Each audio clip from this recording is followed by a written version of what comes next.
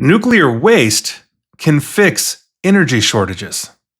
I'm Nick Espinoza, your chief security fanatic, and let's dive in. And this is, I just think, beyond interesting. Now, if you're a regular listener or viewer, you've probably heard or seen my segments on the growing stress on the electrical grid in the United States, but also other places in the world.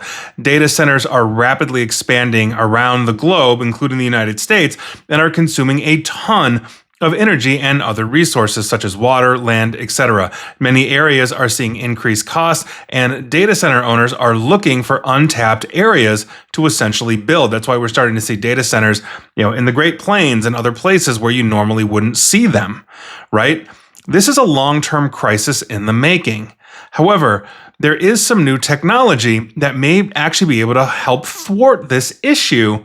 And that's what we're going to be talking about today.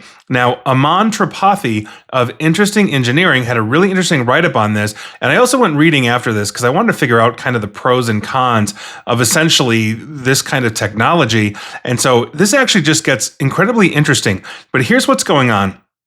Researchers at the Department of Energy's Thomas Jefferson National Accelerator Facility are advancing two critical projects aimed at optimizing ADS, or accelerator-driven systems.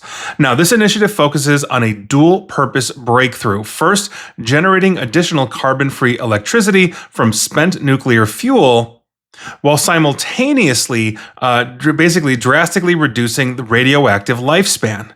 Now, this project is supported by a $8.17 million grant or grants from the Department of Energy's NEWTON, which is Nuclear Energy Waste Transmutation Optimized Now program, and also represent a shift from treating used nuclear fuel as a permanent liability to kind of viewing it as a recyclable fuel source. And this is really interesting because the researchers developing ADS technology basically are putting some really interesting things in place. This system uses basically a particle accelerator to fire high energy protons at a target, such as liquid mercury, for example, and that triggers a process called spallation. Now, this process releases a flood of neutrons that interact with unwanted long-lived isotopes in nuclear waste. The technology can effectively burn, quote unquote, the most hazardous components of the waste by transmuting these elements. While unprocessed fuel remains essentially dangerous for about 100,000 years, essentially partitioning and recycling via this ADS process could reduce that window to just 300. That's a massive, massive jump. And we'll talk about that in a little bit. And there is more in the article, but I think this is pretty amazing. Now, I'm not a nuclear physicist, a nuclear scientist, nuclear engineer, and whatnot, but this is actually really interesting because when it comes to the practical examples of this really does kind of dovetail into the ongoing energy crisis that we are starting to see with data centers and other things. So cybersecurity is pulled directly into this as well. So I took some time to basically think about the pros and cons here, and I did some outside reading from this article because obviously I want opinions, on the experts here of the nuclear engineers, the rocket scientists, whatever it is, the physicists, because I quite frankly think this is interesting. And so some of the pros that I was thinking about, or I essentially found as others were talking about it, was first things first. The environmental and waste management benefits, quite frankly, seem to be legion, right? This reduces long-term hazards, right? Technological transmutation could shorten that radioactive waste period where it remains dangerous. We're talking 100,000 years all the way down to 300. So that is potentially awesome. But what that means, though, is that lower hazard lifetimes then simplify containment logistics for the nuclear power plants, but they also reduce liability over geologic timescales. In other words, you don't have to have 100,000-year-old barrels sitting in a mountain somewhere to protect it from, life and whatnot. Now it's only 300. And I think that's actually a really good point, right?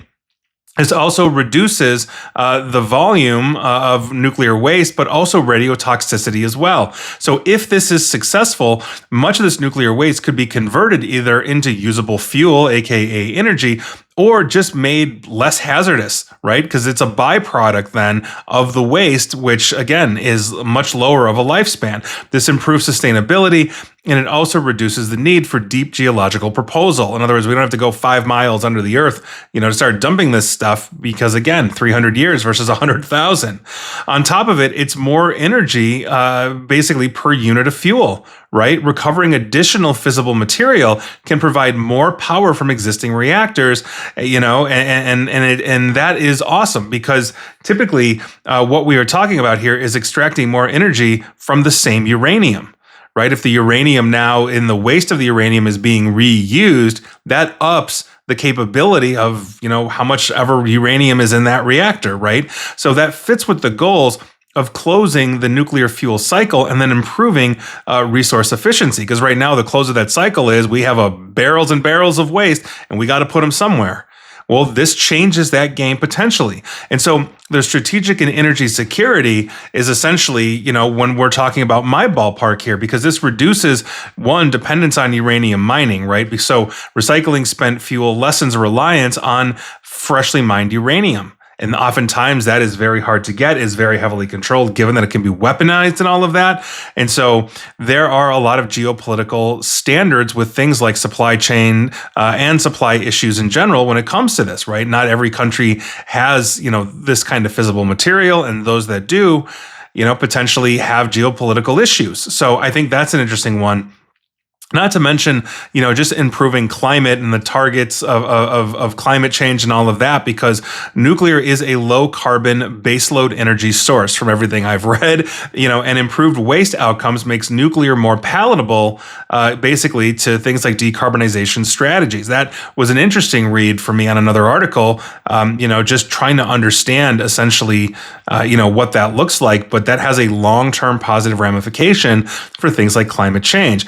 And then right now, there is basically policy and funding momentum, right? The U.S. Department of Energy and research bodies are actively funding spent fuel recycling and advanced waste products. And according to another article, this signals political recognition that past moratoria on basically reprocessing may essentially be outdated. In other words, technology is advancing and the government's understanding that, and so they're rethinking that initial position. Startups and national labs are also engaged in pilot programs, which suggests that, this could also have commercialization issues or possibilities, I should say, as well, not necessarily issues. On top of it, there's safety and public perception, right? If technologies demonstrate real waste hazard reduction and power generation, then public concerns about long-term waste storage could actually lessen and even improve social acceptance. There are some people out there that are dead set against nuclear energy. They're also dead set against coal, right? But there are other people that are fine with nuclear, hate coal, and everybody in between, not to mention other types of sources as well, which we will talk about because there are cons to this potential situation here. And the first one is technical and scientific challenges. Right? This is a high complexity situation. And so the scale is interesting because transmutation and accelerator technologies are incredibly complex and have historically had limited commercial demonstrations of their effectiveness. And for the record, many of the claims about reducing radioactive lifetimes are just theoretical projections rather than proven industrial scale practice. So in other words, this is new, but if we can get it down from 100,000 years to 300, even 500, it radically changes the footprint. Not to mention, again, we are getting a longer lifespan out of that uranium. So that's pretty much interesting. And then the other downside here is the efficiency and the economics of this, because creating power while processing waste is not yet economically competitive. We know that when there's a brand new technology that comes out, it's incredibly sophisticated, harder to replicate it, it's more expensive. But as organizations or manufacturers start to get that process down, costs tend to come down. But accelerators and reactors require huge capital investments. Generation cost could be higher than conventional reactors or other waste management techniques. And so there are going to be a lot of people out there that say, well, 100,000 years or 300,000 years, I'll be dead before both of those numbers hit. Let's just go stick it in that mountain or that big hole over there and call it a day. It's going to be a lot cheaper just to dig up some earth than it is to actually get this going. And then on top of it, there are also engineering risks. And this was actually really, I didn't even think about this until I was reading about it, but handling highly radioactive material with accelerated beams or transmutation requires a ton of shielding and fault-tolerant designs to protect workers and the environment. And yeah, Absolutely. I mean, this is why, like, if you go watch, for example, Chernobyl, it was a BBC thing. I think it was on HBO in the United States, Crave on Canada, et cetera, et cetera. But it's really interesting because, when you have a radioactive spill like that, when a nuclear reactor is literally cracked open, it poisons an entire environment. And now what you're doing is you're essentially, shooting particle accelerators at nuclear waste. So there would have to be a ton of safety precautions for that. And so by virtue of that, there's also regulatory and policy barriers.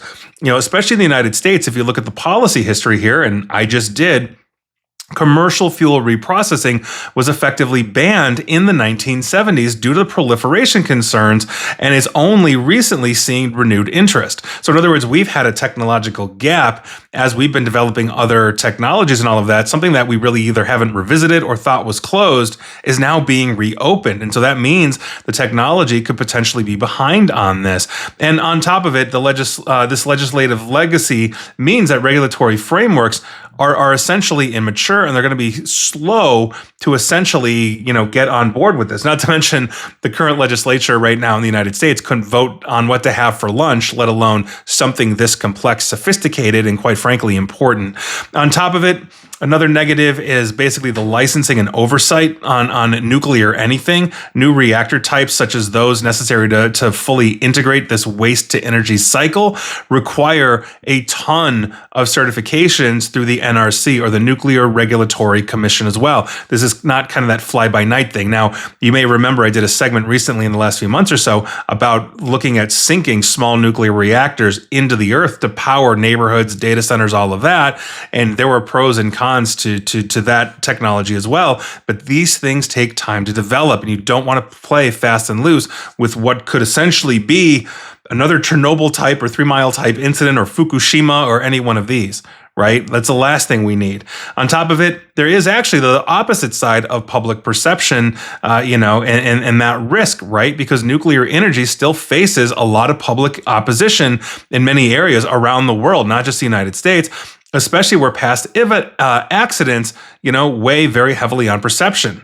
Go hang out at Chernobyl. That entire area is a ghost town and will be for 100,000 years. Right?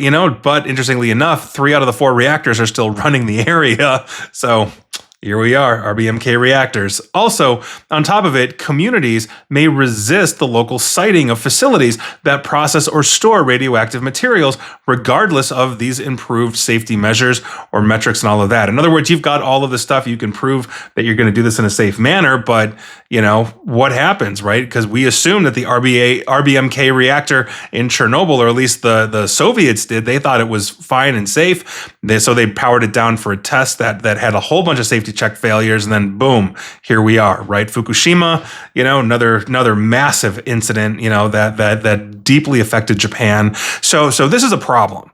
It really is. On the other side of it, there's also the competitors to this type of technology: solar, wind, storage. They all continue to decrease in cost, and they've been scaling rather rapidly around the world, including the United States. And so that basically may capture, the investment dollars that this decarbonization would have, because obviously it's a much longer horizon to get that to fruition. Whereas we've got solar right now, we're improving on it, wind, all these kinds of things. And so by virtue of that, they've got a leg up, and by virtue of just being developed, in a way that this hasn't been, because we started shutting it down in the 70s, right?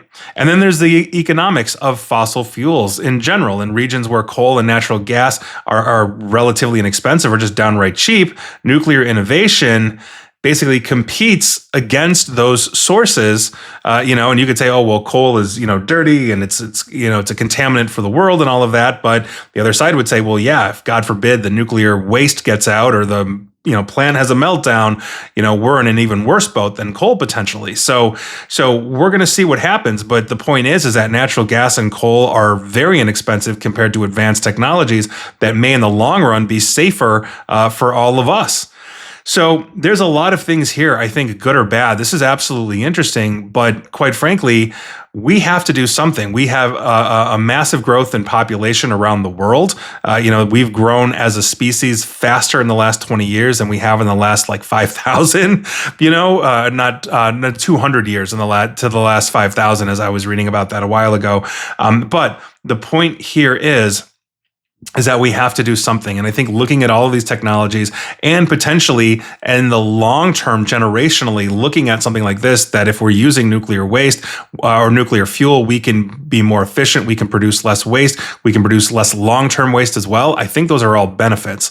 So I think I'm for this, just given everything that I've read. I'm trying to be balanced as I possibly can on all things. But I think at the moment I'm for this. And this makes a lot of sense, providing it's done properly and it's done safely, and that requires a lot of checks, time, energy, and money, and we'll see if they get it. But a nuclear waste could actually potentially help shorten the energy crisis that we are walking into, and hopefully we're not. And please like, share, follow me here on Facebook and Twitter at NickAESP, and please feel free to subscribe to me at YouTube as well. And as always, stay safe, stay online, and please, please, please, I don't want to say private, informed, and secure. Take care.